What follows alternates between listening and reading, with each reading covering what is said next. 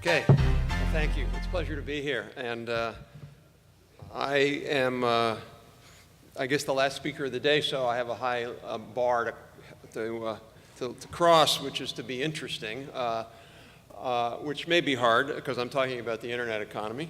But also, I think many of you are academics, I think scholars. I'm not. I have a PhD, but I really took that into the policy world. So a lot of what we do at ITIF is we take work from scholars who are writing about this, doing research on it, in a wide variety of areas around the innovation economy, and then try to translate that into language that policymakers can understand.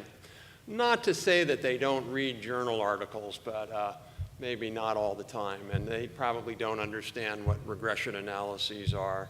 So we try to take that and put it into a context, and that's a little bit what I'm going to do today. So some of it may seem sort of high level, top level, shallow maybe, but I want to just kind of present kind of an overview of that.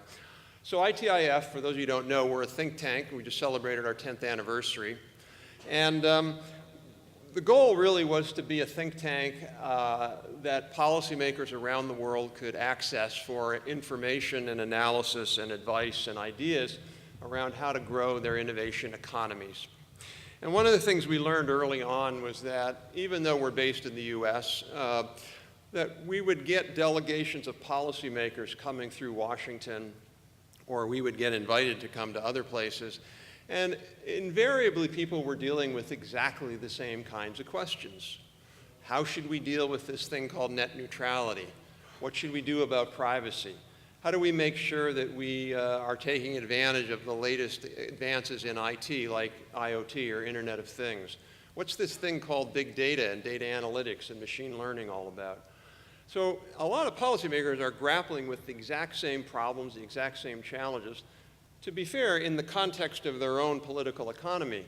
But they're dealing with the same questions, and that's a lot of what we try to do is provide information and advice. So we do that around the world. Some places we haven't been to yet, but a lot of places we have, and we talk to people, and we try to understand what's going on. So I really want to do 5 things today, and by the way, I'm certainly would like to leave a lot of time for questions or comments. If you have a burning one while I'm talking, just raise your hand. Productivity, the role of ICT, this notion, if you haven't heard it, sort of this famous quote, software is eating the world, by Mark Andreessen, who founded Netscape a few years ago, made this argument in the Wall Street Journal, and it's really, I think, a good description of what's going on. And then what's government's role in all of that? And finally, a little bit of discussion of how do we think about jobs in this? I think there's an enormous amount of anxiety about this new technology revolution and what it's going to do to the labor market, and I will talk a little bit about that. So when you think about Latin American, obviously Latin America has multiple economies, but think about Latin America as a group of economies. It has 2 major challenges. One is innovation. It innovates much less than the world leaders. There's a new book that just came out, Political Economy of Innovation, and talks about how countries like Taiwan and Singapore, South Korea, they all had the same per capita income as most Latin American countries did 40 or 50 years ago, but they have launched themselves into becoming global leaders. So innovation's one challenge. But the second challenge, which is related but not the same, and that's productivity. This chart is essentially showing the US in terms of output per worker. It's about $120,000 a year, and you can see the wide variety there among Latin American and Caribbean countries in terms of their productivity. Significantly lower, obviously. And then when you look at productivity growth trends, you see, again, a wide variety there. Ecuador, from 98 to 2008, did great. Uruguay's down, Venezuela's down. And then you look at it more recently, 2008 to last year, and you see a similar picture. Uruguay down even more, Ecuador down now, but lots of sort of movement all around, no kind of consistent level. And what's really troubling is when you look at the other data on multi-factor productivity, Latin America has not gained on the United States in 40 years. If I were in Latin America, that would be one of the main things I'd worry about at night, because when you're not at the forefront, when you're not at the lead in global technology, where for the United States to gain productivity, we have to invent something. We have to push the envelope. We can't just sort of take stuff that's already been done and apply it. We're already there. But for countries in Latin America, you have this huge array of technologies and business models and all these other things that the leaders have put in place. So your productivity should be growing twice as fast as US productivity, easily. And it hasn't been. And I think that's, to me, the major economic challenge, or a major economic challenge going forward. So what's the role of ICT in that? There's an awful lot of evidence. First of all, I'll start by saying, where does productivity come from? When you really look at the evidence in the literature, particularly what's called new growth theory, Paul Romer and Darren Essegemblou and other people who are thinking about the role of innovation in growth theory, it really comes from new tools. So there's a great line by Paul Romer when he was at Stanford. He said, what would you rather have today? Would you rather have the tools of 2016 with the skills of 1916, or the skills of 2016 with the tools of 1916? I think the answer is you would rather have the tools, because you can get the skills, but if you don't have the tools. So the tools account for about 80% of productivity. Skills and capital, about 20%. Now, it's not to say that skills aren't integral in going together, but the fact that if you have advancements in tools and tool use, in other words, capital investment, that's how you grow productivity. Today's driving tools are ICT tools, software, hardware, communications. Those are the tools that are really having the biggest impact within organizations and enterprises on productivity. So the real question, I think, for a lot of countries and a lot of policymakers is, okay, I want to grow. What's the best way to grow? Should I try to get myself a semiconductor firm? Should I try to get myself a software firm? Or should I try to get all of my firms in all of my industries, from agriculture all the way up to services?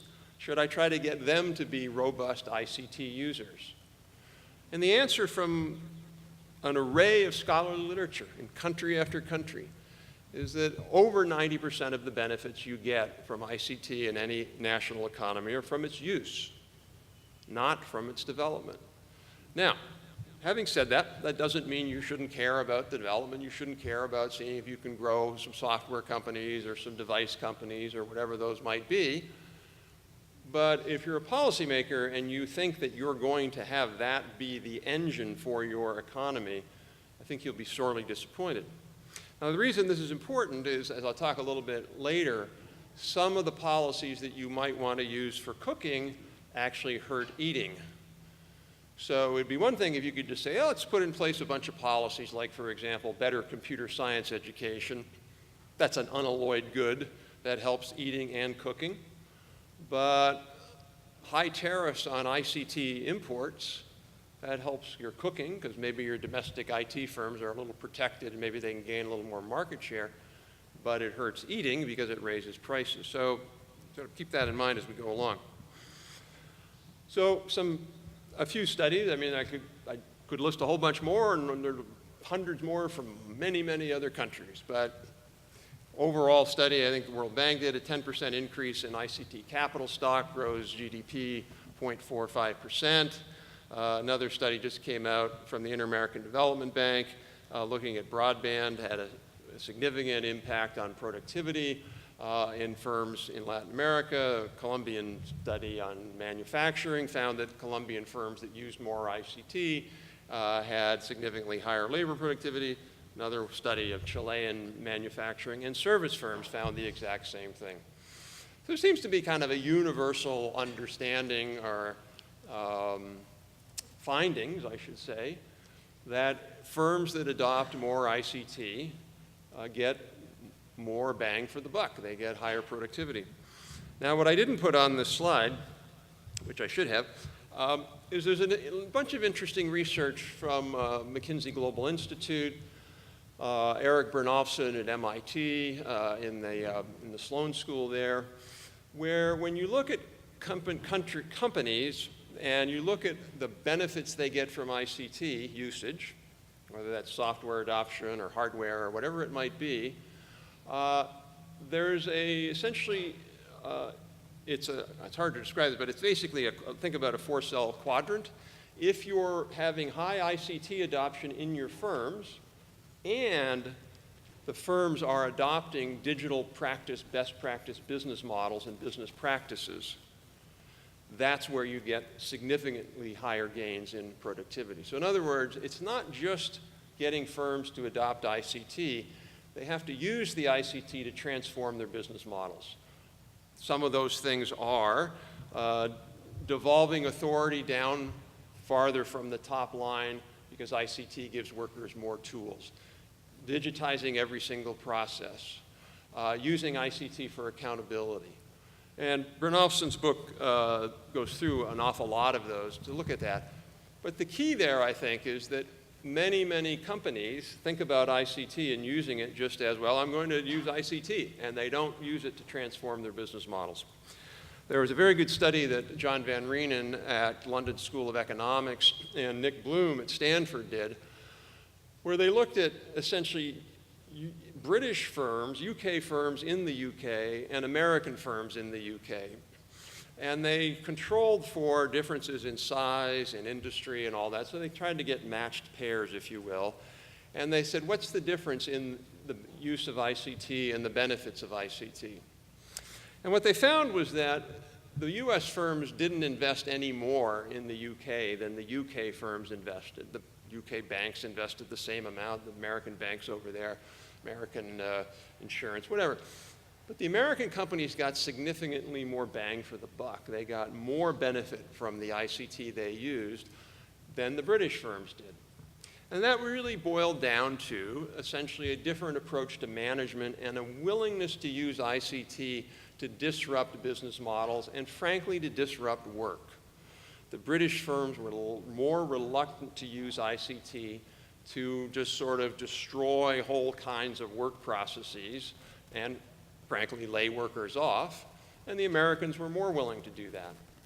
So it depends what you want. If you want high productivity and you want your firms to be productive and profitable and competitive, you really want the American model. If you want stability, the British model is an okay one. It just doesn't get you as many of the benefits. So the point of all that is ICT usage in enterprises and organizations broadly defined is really, really important, but it has to be combined with the kind of the right work practices and management practices. Okay, so where are we going with all this? We hear a lot of talk about the cloud and these other technologies, and I guess the real question is kind of what's happening right now. And what appears to be happening right now is sort of two things, I think. At one level, there's a whole set of technologies that are, if you will, sort of maturing and somewhat up on the top of the S-curve. And I would put broadband there. For those of you who remember, when we all had any of you young people may not remember this, but if you remember dial-up modems, you'd sit there and the thing would make the noise, and it would be 26 kilobits a second.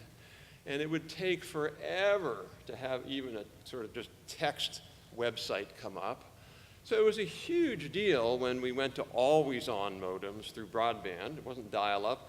And you went from 26 or 56K 100 times faster to 5 megs. I mean, that was just revolutionary. And at home, we had slow broadband the other night for some reason, so I rebooted the router, and then I tested it. And I was getting 50-50, but I was getting 50 down, 50 up. And it was like, that's a long, long way from the dial-up modem era. But my point is, I just don't know that going to 100 or going to 200 or going to a gig, we're not going to really notice it that much, at least with the present technology. So with a technology like broadband, we're kind of there. Now, to be fair, a lot of places, don't get me wrong, a lot of places don't have 20 megabit broadband symmetrical to the home or to business. But as a technology, the technology is close to the top of the S-curve. I would argue the same thing with the processor in this device. You know, the Apple 8, 7, I guess, whatever, Apple 7. Is it, you know, I bought this because it was bigger, and, you remember when a new phone would come out, you would buy it immediately because it was so much better.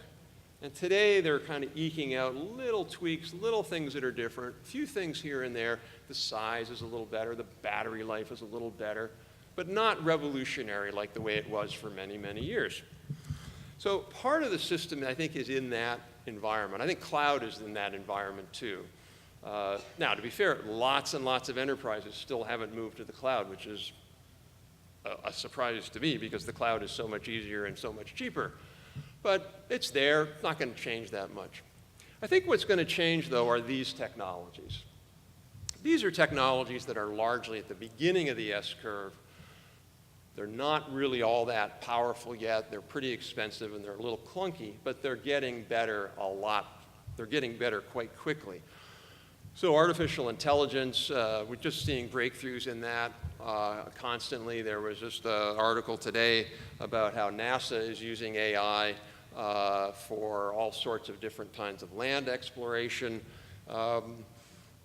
IoT, again, I think IoT is one of the things where maybe the technology is here, but we just haven't used it very much. And we're going to have the Internet of Things. We're going to have what people call Industry 4.0. We're going to have Agriculture 4.0. We're going to have Transportation 4.0. We're going to have Healthcare 4.0. We're going to be transforming lots and lots of sectors with this technology. Robotics, again, I think robotics to me is probably the most important, that and AI are the most important technologies of the next 15 years. We're poised for a major global robotics revolution, which is really going to restructure a lot of work. And it's going to put places, I think, in an interesting little conundrum because with robotics, you don't mind higher wages. You don't like them, but you don't mind them. The way you did when everything was hand-assembled, you really wanted to go to a low-cost place. But with robotics, it means that a lot more work can go back to higher-cost locations, which is an interesting conundrum for Latin America. Latin America is generally not low-cost, not high-cost. Sort of where does it all fall when it comes to using these technologies? Again, 3D printing is really interesting. 3D printing is going to enable a lot more customization. You might, instead of having, 10 million of these printed, you'll have your own, somebody might print 100 of them. And again, that's going to move production back to more closely to located where markets are.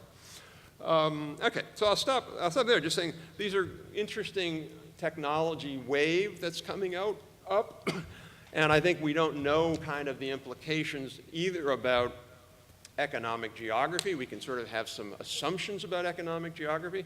As I said, I think one of the assumptions will be that this next wave will be more friendly to high-cost places and more friendly to localized production than it was in the past.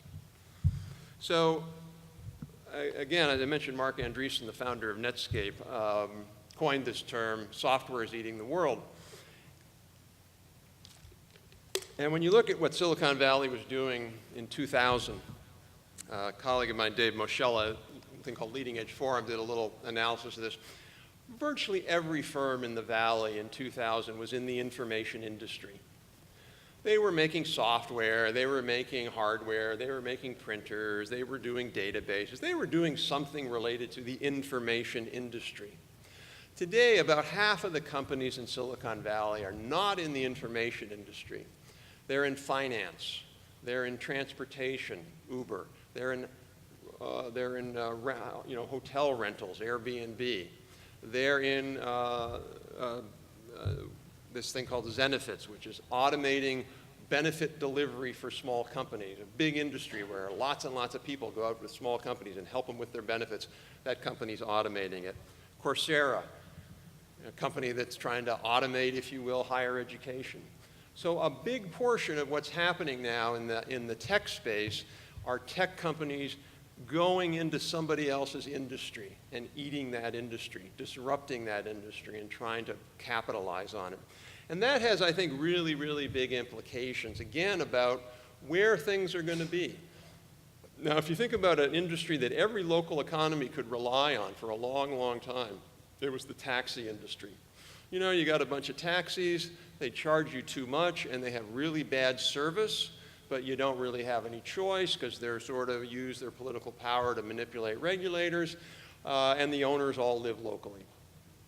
Now you've got Uber, and a lot of that value, first of all, goes to the consumer, because Uber is so much more efficient. The amount of time an Uber driver has in the US with a person in the car is about 40% more than the time a cab driver has someone in the car. Uber drivers just, they let somebody out, somebody comes in, and so they're really, really efficient, and they actually get paid more than cab drivers, but some of that money leaves the local community and goes off to Silicon Valley.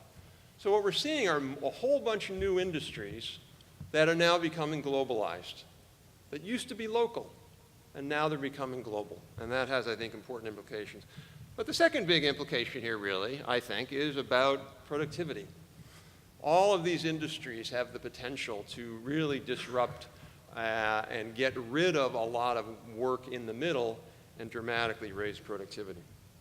So, if you're a country and you're a policymaker or an academic advising policymakers, what do you want to do?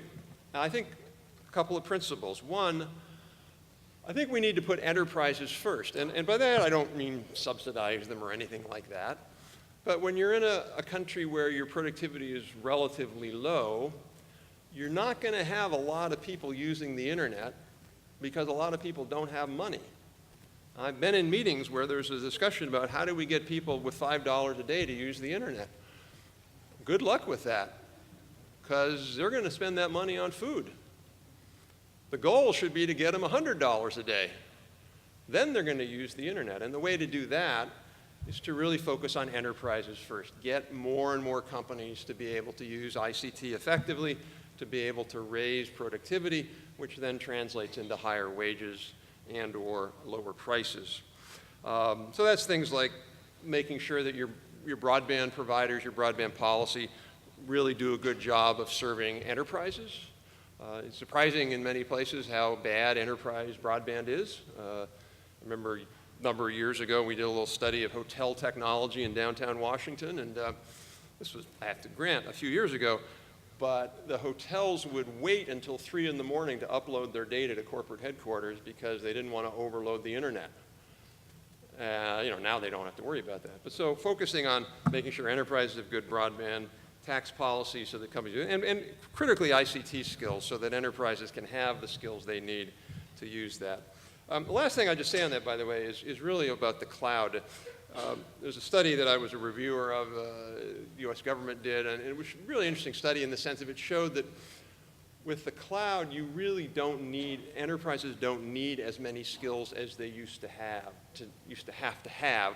When you had your own server, you had to figure out all this stuff. Now with the cloud, it's much more plug and play, and it really, I think, to me, opens up a huge opportunity for enterprises that aren't very sophisticated to be able to seem like they're sophisticated because they're able to use the cloud. Second thing is scale. I had a debate with a guy, and one of Bill Clinton's advisors on technology, internet policy back in 1995. I don't want to sound like I'm tooting my own horn, but it makes my point. We had a debate, and I said, look, in 20 years, the average firm size in the US is going to have gone up because of the internet. He said, no, you're completely wrong. The internet is enabling mom and pops to sell anywhere in the world. The average firm size will go down. I wish I had bet him a lot of money because average firm size is up 16% in the US. I was right. And the reason average firm size goes up is just look at Amazon.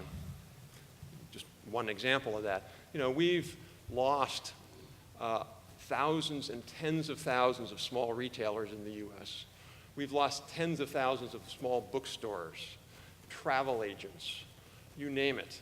These local, small, mom and pop businesses are no longer, I mean, there's still some there, but the number of them has gone dramatically down because it is so much easier to provide these kinds of products and services using ICT-based scale. And that's why I think it's so important that countries really think about how to do this. Again, one of the great things about IT is that if you build a system, you can amortize those costs for free for a long, long time. It costs the small company the same as it costs the big company. Now, again, the cloud's one interesting differential there. You build the cloud and anybody can use it. But even with the cloud, enterprises still spend a lot of money building their IT systems, and so it just enables scale economies to happen. This, I think, is a particular challenge for Latin America. The blue line is essentially the productivity of the smallest 10% of firms in the United States and Latin America relative to the productivity of the top 10% of firms.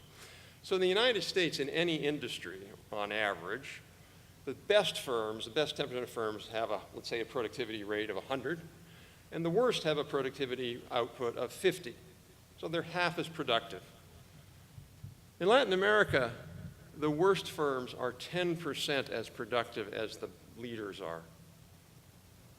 So you remember that slide I had back there at the beginning about low productivity in Latin America? A lot of that is due to that factor. There are just so many firms that are so far from the frontier here.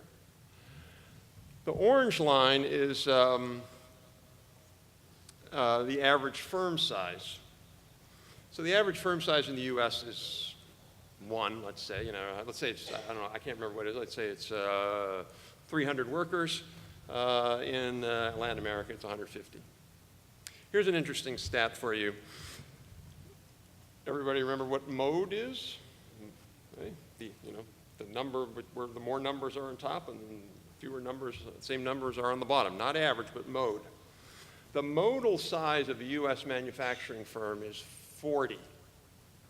In other words, half of US manufacturing firms have more than 40 workers and half have fewer than 40 workers.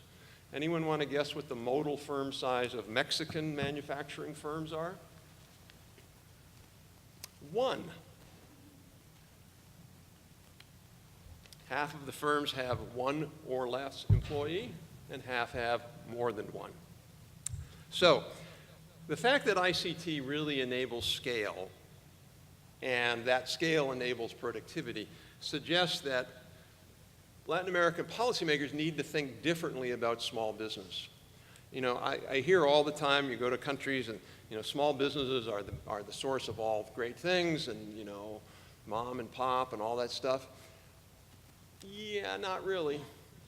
Small businesses pay less. They have fewer benefits. They have lower productivity. They export less. They have less innovation, as a general rule. So I think the policy there means to think, let's think more carefully about size distribution in economies.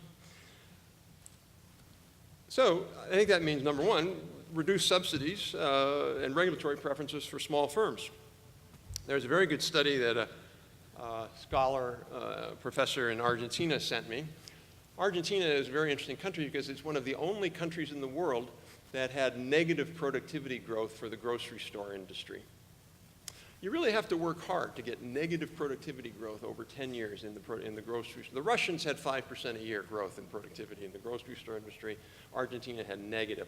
Why did they have negative? They essentially made it so difficult for big firms to expand through zoning, through restrictive regulations, through tax policies, and they did nothing to regulate small firms who were abusing things like selling stuff that was 5 months old and should have been taken off the shelf, and not paying their workers minimum wage, and all these other things. So the point is, I think we should move to size neutrality. The other component there, and that's really about market size. One of the great advantages the US has in this space, I was over in France last year, and I was talking to a really interesting accelerator or incubator the government has helped establish for the software industry in Paris. And I was asking the guy there, I said, how's it going? What are you dealing with? He said, well, look, we've got some really great firms, some really great innovations coming out of our universities. We're commercializing them. We've got great entrepreneurs. We're getting them in the marketplace. But After a year that we're there, we got about a third or a quarter or a fifth of the customers our American competitors have, because they're scaling in a huge national market. We're scaling in France, a little bit of the rest of Europe. And by the time we're at that point, they've got such an insurmountable lead, partly because of these scale effects, partly because of consumer lock-in and other kinds of things, that it's really hard to compete.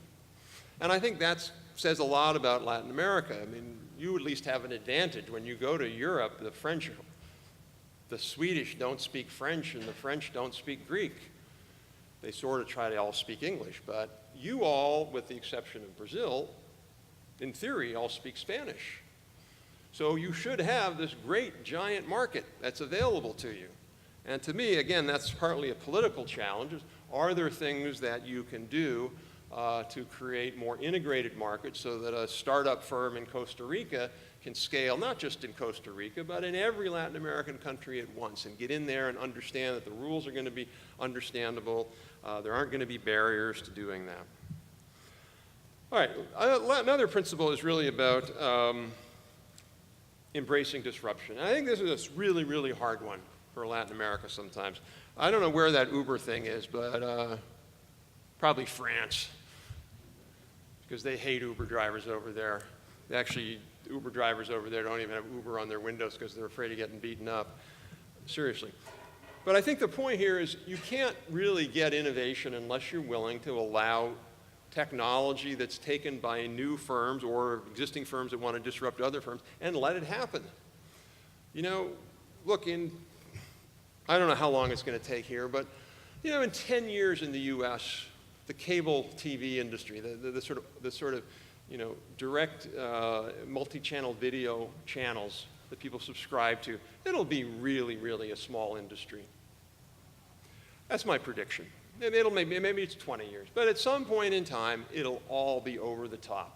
It'll just be all over the top. The only reason you had cable TV, sort of a dedicated wire that goes in there and you could watch certain things, the only reason you had that is you didn't have technology that allowed you to watch anything you wanted to at any time. The technology didn't exist. So they would stream channels that you could watch. Now they don't have to do that.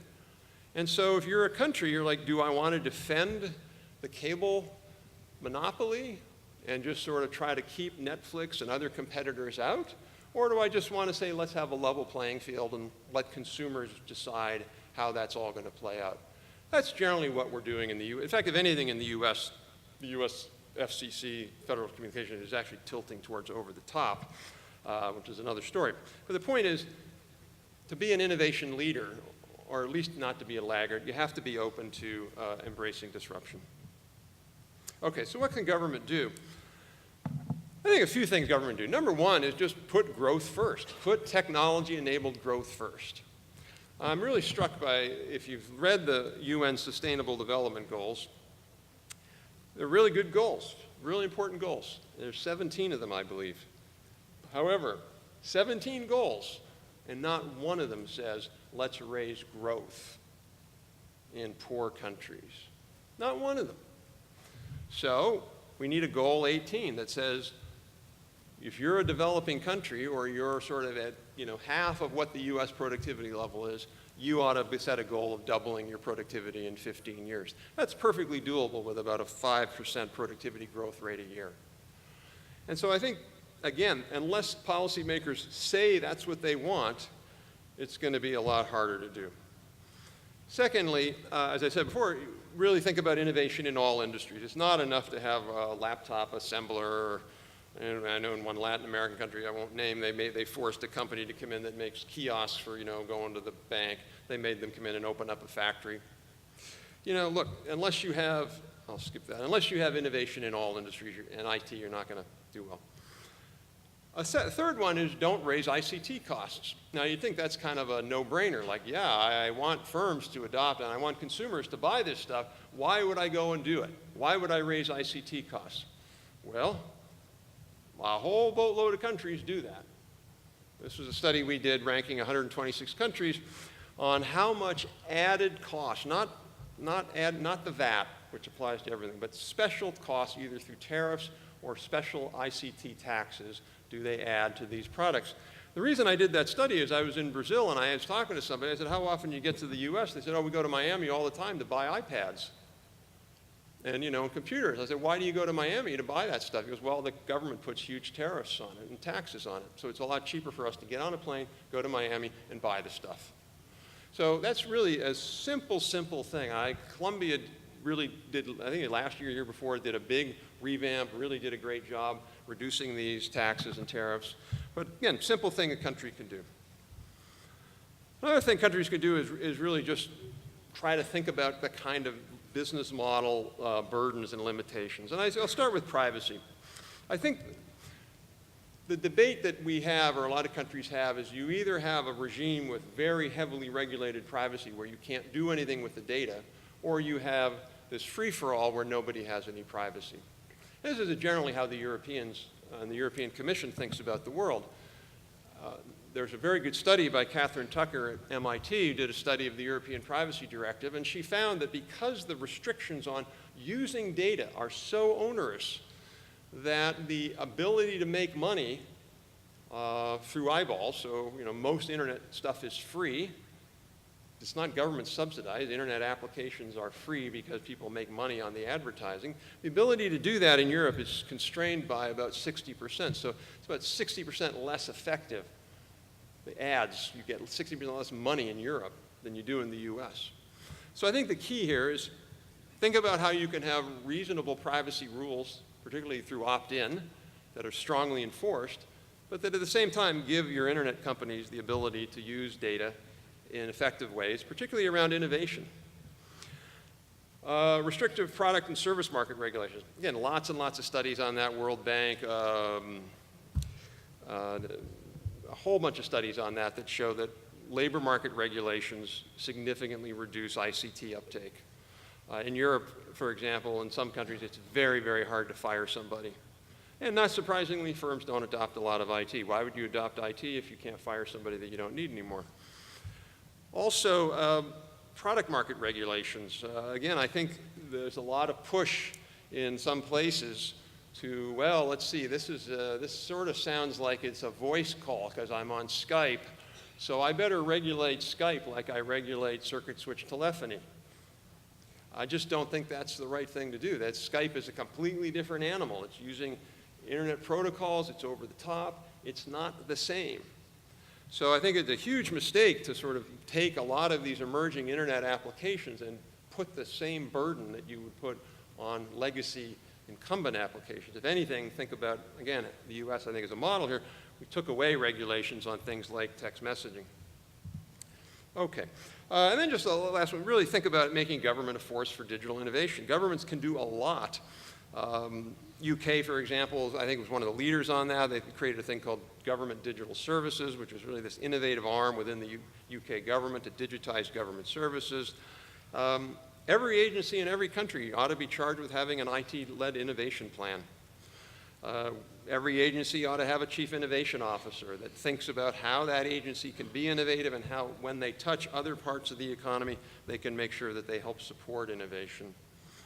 And lastly, digitize every process that can be processed. There's just an enormous set of things we do, and countries still do, that are not digitized, even in the US. One of Secretary Clinton's proposal, we just released a big report on Monday comparing the Trump and Clinton technology proposals. The short answer is Clinton's, there were a lot more of them. But one of her things is to digitize like the most used processes in the federal government. Okay, let me just close by saying, what does that all mean for jobs? So we're going to have this big technology revolution. What's going to happen? When you go out and you look at the debate on jobs and technology, it's sort of this weird debate.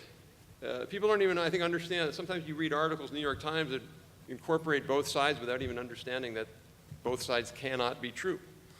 So one side, emblematic by a US economist at Northwestern, Robert Gordon. Bob Gordon writes this book, I encourage you to read all 800 pages of it, basically saying there's no more growth. Technology is over. We've picked all the low-hanging fruit, and there's really nothing on the horizon. So I'll give you one little anecdote from Bob's book, which I think will tell you my view of his book. He has a discussion in there of autonomous vehicles. self-driving cars, which will happen at some point, probably longer than we think because the technology, you can't have a self-driving car that kills people only every 400 days. It has to kill people almost never, and that's hard to do. But it'll come. And when it does, the estimates of a study we did and multiple other studies show $1 trillion a year economic benefit in the US. $1 trillion a year. Most of that from reduced accidents, medical costs, disability, and car wrecks. A bunch of it also due to increased throughput on the roads. $1 trillion a year. In Bob's book, he says that there is zero economic benefit from self-driving cars because the only thing you can do is read your email while you're driving. So, I think that this sort of side is just really off, doesn't quite get it. There's another side, which is that we're in this kind of new era, bigger than the first industrial revolution. It's Eric Bernalson's book, The Second Machine Age. Technological progress is improving exponentially. The only thing I'll just say to that is it's not. He bases that on what's called Moore's Law, which is the notion that semiconductor processes double in power every 18 months. In fact, Moore's Law has been slowing down significantly for the first time since the invention of the transistor, or the integrated circuit. We've seen an increase for the last 2 years in price per MIPS, million instruction per second. So Moore's Law is not just keeping doing that. It's going to hit a plateau in 5 or 10, probably 5 years, and things will slow down. So I think the real question is kind of where are we on all this? And I think this may be one way to think about it is if for any of you in there who are sort of long-wave Schumpeterians, this is really what that's thinking about, which is that this is again sort of Chris Freeman, Carlotta Peret's work on takeoff, installation, slowdown.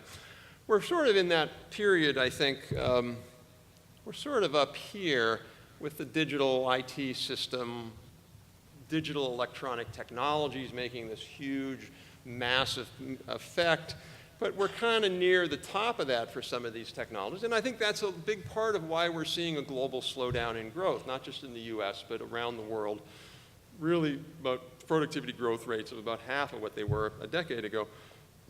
But I think what people are missing is there is this new system that will probably come on board, come online, and that system promises an enormous set of capabilities. The only thing is, it's not here yet. And so I think it'll be here in sort of 10, 15 years, 10 maybe if we're good, 15 if we're not. And that means, though, for a country, you need to be thinking about preparing for this wave now. If you're worried about trying to build a semiconductor plant, you've already lost that war. That's not what's happening. It's about what's happening here that I think is going to be the most important thing. And at some point when that happens, we will see, I think, a big uptick in productivity. So what does that mean for jobs?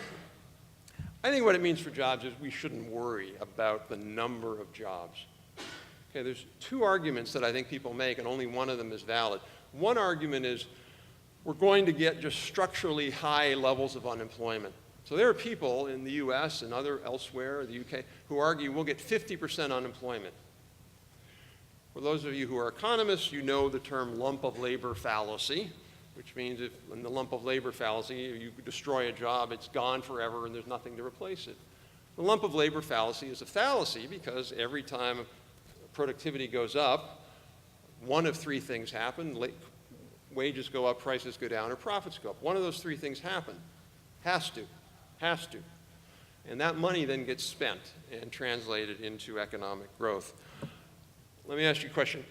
Anybody in this room, if your income were to triple in the next 3 years, would anybody in the room worry that you wouldn't have enough things to spend on? Yeah, because I think our human needs are pretty big. I saw on the plane coming down here, there was a little advertisement for one of those like swimming pools in your backyard. I thought, that's kind of cool. I'd love to have one of those. I don't have any money to do it, but if somebody were to triple my income, I might get one of those swimming pools in my backyard. So my point is, money doesn't get thrown away. It gets recycled in the economy. People then buy new things because they want things. They want to send their kids to college. They want to go on a vacation. They want to get better health care. That's going to keep happening for a long time. What I think will happen, though, is occupational disruption. That's real, and that's what we should be worrying about. We shouldn't worry about not enough people having jobs. As long as you have a reasonable macroeconomic policy and don't do like crazy things like this country to the south of us who starts with a V, where you drive your economy into the toilet because you're doing dumb things. Yeah, if you don't do that, you're going to have enough jobs. The real issue is, can you deal with transitions? And that's really, a lot of that is about skills and making sure that people have the right generalized set of skills that they are going to need to be able to make those transitions. So, does IT productivity still benefit workers? I'll kind of skip that. The answer is yes, but some mythologies. Thomas Piketty says it doesn't. Some of the more recent studies, Federal Reserve Bank and others show, yeah, it still does. And I'm going to skip that one in the order, for the sake of time. That's our book, if you want to look at it. And I'm happy to take any comments or questions you have. So thank you.